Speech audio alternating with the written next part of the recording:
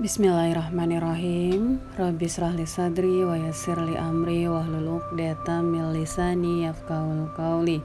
Allahumma shalli ala Sayyidina Muhammad wa ala ali Sayyidina Muhammad.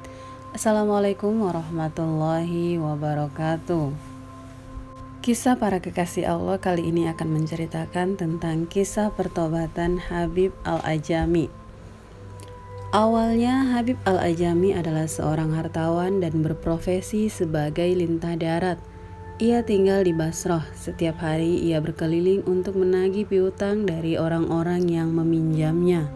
Jika tidak mendapatkan uang, maka ia akan menyita sepatu kulit orang tersebut. Dengan cara ini, pengeluaran hariannya dapat tertutupi. Suatu hari ia mencari seorang pengutang. Lelaki itu tidak ada di rumah. Habib pun gagal menemukannya dan mengambil sepatu kulitnya. Suamiku sedang tidak di rumah. Aku sendiri tidak memiliki apa-apa untuk diberikan kepadamu. Kami sudah menyembelih seekor domba, tetapi hanya lehernya yang tersisa. Kalau kau mau, aku akan memberikannya padamu, kata istri si pengutang kepada Habib. Boleh saja, tolong dimasakkan, kata si Habib. Dia berpikir bahwa setidaknya ia bisa membawa pulang leher domba. Aku tidak memiliki roti ataupun bahan bakar, kata wanita itu. Baiklah, kata Habib. Aku akan pergi mengambil bahan bakar dan roti, tapi untuk itu kau harus membayar ganti rugi untuk sepatu kulitku.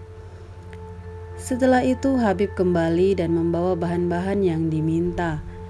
Wanita itu mulai memasak leher domba tadi. Ketika itu telah selesai dimasak dan si wanita hendak menuangkan isinya ke dalam mangkuk, seorang pengemis mengetuk pintu rumah. Jika kami memberimu, lalu apa yang kami miliki? Bentak Habib kepada si pengemis. Kau tidak akan kaya sementara kami sendiri akan menjadi miskin. Si pengemis yang berputus asa memohon agar wanita itu mengisi mangkuknya seadanya. Si wanita mengangkat tutup panci dan menemukan bahwa isinya telah berubah menjadi darah hitam. Dalam keadaan pucat pasi, si wanita bergegas masuk dan meraih tangan Habib, menariknya ke arah panci. Lihat apa yang terjadi pada kita gara-gara ribamu yang terkutuk itu, dan gara-gara kau meneriaki pengemis itu. Akan jadi apa kita di dunia ini, belum lagi di akhirat nanti, kata si wanita sambil menangis. Menyaksikan hal ini, Habib merasakan api di dalam diri yang tak pernah dapat diredakannya. Wahai perempuan, aku menyesali segala perbuatanku, kata Habib. Keesokan harinya, Habib pun pergi untuk mencari para pengutangnya. Kebetulan itu hari Jumat dan anak-anak sedang bermain di jalanan. Ketika melihat Habib, mereka berteriak-teriak. Lihat, Habib si lintah darat datang kemari. Lari, jangan sampai debu-debu di tubuhnya menempel pada kita, karena kita akan menjadi terkutuk seperti dirinya. Kata anak-anak itu sangat menyakiti perasaan Habib. Ia pun berjalan ke balai pertemuan. Di sana ia mendengarkan ceramah Hasan Al-Basri. Kata-kata Hasan langsung menghujam hatinya sehingga ia jatuh pingsan. Kemudian ketika sadar ia pun langsung bertobat. Menyadari apa yang terjadi, Hasan Al-Basri meraih tangannya dan menenangkannya. Ketika Habib meninggalkan tempat pertemuan itu, seorang pengutang melihatnya dan mencoba melarikan diri. Jangan lari, panggil Habib. Dulu engkau yang lari dariku, sekarang akulah yang harus lari darimu. Ia pun meneruskan perjalanan. Anak-anak masih bermain. Ketika melihat Habib, mereka pun berteriak. Lihat, Habib yang telah bertobat datang kemari. Lari, jangan sampai debu di tubuh kita melekat padanya, karena kita ini penuh dosa terhadap Allah. Kemudian Habib menangis dan berkata, Ya Allah, ya Tuhanku, karena hari ini aku berdamai denganmu, Engkau telah menabuhkan genderang di hati orang-orang untukku dan menyerukan namaku di dalam kebajikan. Kemudian Habib membuat pengumuman, siapapun yang menginginkan harta benda dari Habib, datang dan ambil saja." Orang pun datang berbondong-bondong dan Habib menyerahkan seluruh harta bendanya sehingga tidak tersisa sepeser pun.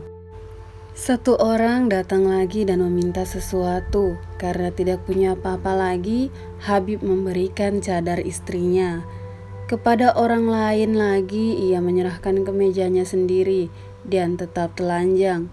Ia pun pergi untuk menyepi di tepi sungai Eufrat, dan di sana ia menyerahkan diri sepenuhnya untuk menyembah Allah. Setiap siang dan malam ia belajar di bawah bimbingan Hasan. Tetapi ia tidak dapat mempelajari Al-Quran, dan karena itulah ia dijuluki orang barbar.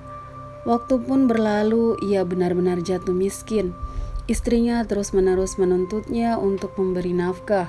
Maka Habib pun pergi ke tempat pertapaannya untuk melanjutkan ibadahnya.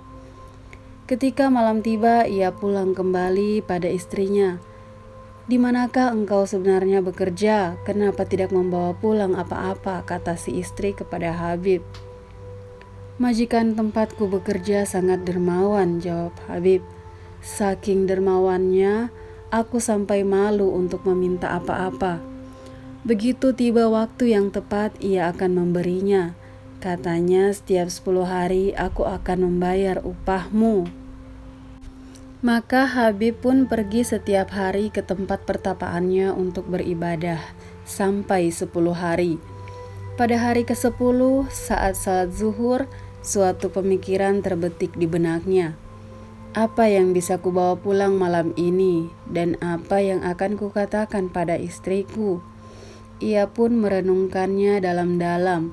Saat itu juga Allah yang Maha Kuasa mengirimkan beberapa kuli di depan pintu rumah Hasan, membawa keledai-keledai penuh dengan muatan tepung, daging domba yang sudah dikuliti, minyak, madu, rempah, dan bumbu.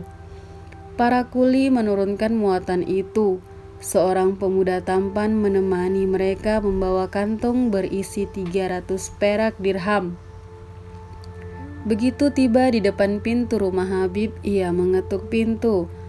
"Ada perlu apa?" kata istri Habib ketika membuka pintu. "Tuanku mengirimkan semua ini," jawab pemuda tampan itu. "Bilang pada Habib, tingkatkan hasilnya dan kami akan menaikkan upahmu." Setelah mengatakannya, pemuda itu pun pergi. Begitu malam tiba, Habib pun pulang dalam keadaan malu dan sedih. Saat mendekati rumah, aroma roti dan masakan mendera hidungnya. Sang istri berlari menyambutnya. "Suamiku, majikanmu memang sangat baik, dermawan dan penuh kasih sayang. Lihat apa yang dikirimkan lewat perantara seorang pemuda tampan." Pemuda itu menyampaikan, "Bila Habib pulang, bilang padanya, tingkatkan hasilnya dan kami akan meningkatkan upahmu." "Luar biasa," seru Habib. "Aku baru bekerja selama 10 hari dan dia memberkahi dengan semua kebaikan ini. Jika aku bekerja lebih keras, siapa tahu apa yang akan dilakukannya." Kemudian Habib pun memalingkan wajah dari hal-hal duniawi dan menyerahkan diri sepenuhnya untuk mengabdi pada Allah. Wallahu a'lam bishawab.